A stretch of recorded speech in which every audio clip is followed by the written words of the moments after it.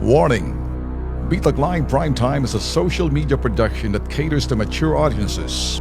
It is a no-holds-barred expression of views and opinion of the investigative journalist and host Ben Tulfo, intended for Filipino viewers worldwide. Discussions may contain language and humor that may be inappropriate for some sensitive viewers. If you do not approve of the above, please do not watch our video. Should you wish to continue, we strongly advise that you proceed with caution. Viewers' maturity is advised. Alam niyo ho, nung election, ito hong Makati Business Club, na kumontra ho, minaliit ho si President Digong. Alam niyo ho kasi pagdating ho sa Makati Business Club, I cannot forget this club full about exclusive club para sa mga mayayaman. Sinusuportahan ho nila of course, si Mar Rojas that time, of course, si Grace Poe. Ayaw ho nila kay Binay, ayaw din ho nila kay President Duterte. Kaya itong mga sip-sip, mga balimbing din ng mga negosyante, Makati Business Club, makinig kayo.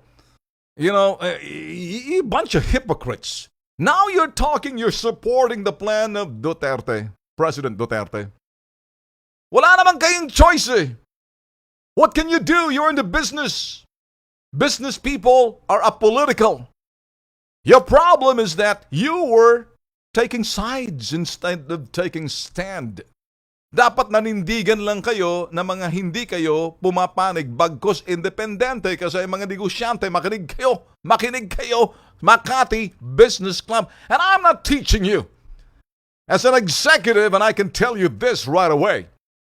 As a CEO, I can tell you this. You don't have any business. I mean, to just to say anything sa mga administrasyon na uupo. You know what you have? You don't have any choice. The business community exists and will coexist no matter what the government is and who is the government. Maliban na lamang kung palagay ninyo iba ng pinagagawa, ibang usapan. But you were biased and you have your discriminating taste na kapag hindi desente, hindi magarbo, hindi yung gusto ninyo, and lumabas. Ano ngayon? Suportado nyo na. Wala naman kayong choice eh. I mean, you know who you are. You never believe in this guy now. Wala kayong choice eh. Kasi alam nyo bakit? Bakit daw suportado na Makati Business Club ang mga plano ni President Duterte? Ano sinabi? Kayong mga mayayaman, kayong kinakailangan umalis dyan sa NAIA. Kayong mga helicopters, kayong may mga aeroplano dyan, lumipat kayo kung saan. Kaya medyo nagsusumipsip kayo, no? O ramen. Man, noodles. Kayo rin ang target ni President Duterte na sinasabi, kumikita na kayo. Hinalay nun nga, yun na yung the natural resources of the Philippines, whether you're in mining, telecommunications, and televisions, and many more. Kayo yung mga negosyanteng, mga kumbaga, come to the max. Pero ang serbisyo ninyo, Mamma Mia. Tingnan nyo lang ang mga telcos, tingnan nyo yung mga utilities companies, tingnan nyo yung mga, lahat naman eh. Tingnan nyo may-ari ng mga television stations. Sige nga. Look at these assholes. I mean, I'm sorry. I won't be bitag if I won't say this. Look at these assholes, the businesses, and they're hypocrites. Now na nandyan na nakaupo si Digong, what are they saying? They're starting to feel something na, naku. Don't worry guys, don't worry. Sabi naman ng President Digong, just do your job. Kung kayo nasa mining, just do what you're doing. Kasi may berdugo si President Digong by the name of Secretary Gina Lopez, berdugang babae. Pag hindi kayo umayos sa inyong mining, yari kayo. Ngayon, may mga korporasyon na sa Laguna Lake na marami dyan, makinig kayo, isa pa rin kayo.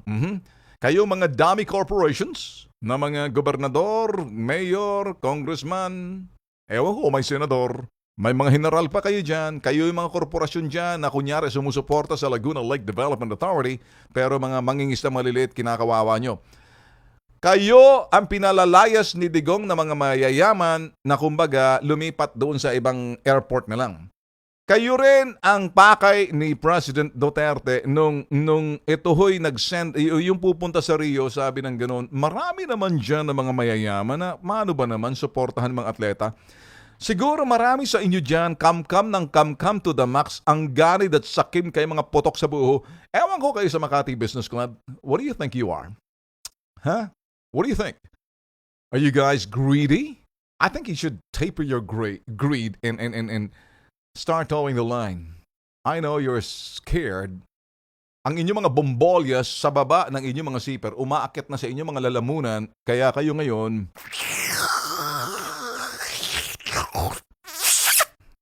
ganon kasipsip. I have my last laugh on you.